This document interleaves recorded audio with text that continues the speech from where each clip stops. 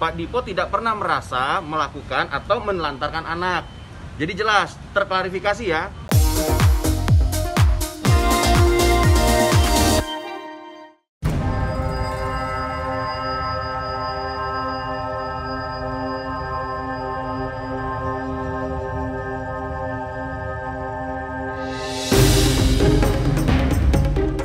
Tadi kita udah diajukan beberapa pertanyaan, kita klarifikasi. Jadi mungkin selanjutnya kuasa hukum kami lah yang menjelaskan biar lebih detail dan sesuai dengan apa yang terjadi gitu ya.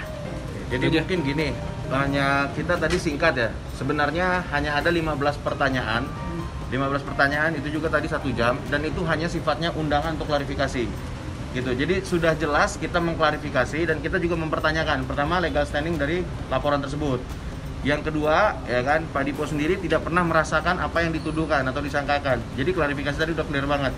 Kemudian yang ketiga juga, kita mempertanyakan apa sih yang dimaksud dengan penelantaran anak, tepat apa tidak, unsurnya, dasarnya, gitu. Jadi Pak Dipo balik lagi berkeyakinan tidak melakukan apa yang dituduhkan. Jadi nggak kena lah. Gitu. Mungkin itu aja. Jadi tadi udah jelas terklarifikasi bahwa tuduhan itu tidak tepat sasaran. Itu aja. Oke Bang, terkait tidak ada unsurnya penelantaran anak itu maksudnya gimana Bang ya? Oh iya. Tadi ada statement seperti itu. Ya, jadi gini. Kalau misalnya ada laporan penelantaran anak ini kan bisa dilihat. Yang disebut dengan penelantaran anak ini apa? Anak ini nggak jadi terurus. Ya kan, anak ini sakit, terbiarkan dan sebagainya. Sekarang kita lihat sendirilah ya. Di sana anak ini apakah nggak terawat? Ya kan, apakah anak ini dalam kondisi yang sakit-sakitan? Gitu. Terus kita juga lihat legal standingnya, dasar hukumnya di mana bahwa Pak Dipo melakukan penelantaran anak, gitu. Jadi tadi kita tanyakan, ternyata dasar hukumnya tidak, kurang tepat menurut kami, gitu. Sehingga kami minta itu dikaji lagi.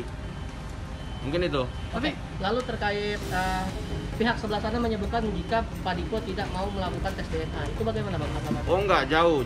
Jadi gini ya, ini laporan dan ini baru undangan untuk klarifikasi. Gitu. Ada aduan diduga melakukan penelantaran anak, kemudian diklarifikasi. Gitu. Pak Dipo tidak pernah merasa melakukan atau menelantarkan anak. Jadi jelas terklarifikasi ya, terklarifikasi.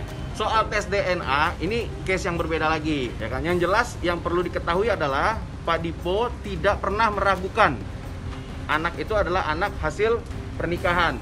Cuma status hukumnya itu yang juga kami pertanyakan. Gitu, untuk buat aduan penelantaran anak, dasar hukumnya apa?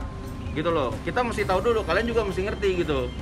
Ya, anak ini disebut anak Pak Dipo, dasar hukumnya apa? Kalau isbat kita masih ada PK-nya dari kasasi. Apakah ada komunikasi sebelum terjadinya pelaporan? Yang sebelum terjadinya ini, Pak Dipo ini orangnya kooperatif, baik, etikat baiknya ada, cuman dari pihak sana yang menghalang-halangi. Selalu menghindar, mungkin kan bisa dilihat juga dari pemberitaan-pemberitaan sebelumnya. Siapa sih yang menghindar? Siapa sih yang mau ngegembok dan sebagainya? Sekarang muncul nih pertanyaan dari kami. Gantian nih, kami nanya. Statement dia pernah bilang bahwa anak itu diadopsi oleh F, temannya, ya kan? Pertanyaan kami, benar nggak itu udah diadopsi? Itu yang pertama. Yang kedua, putusan pengadilan nggak? Atau ini statement bohong?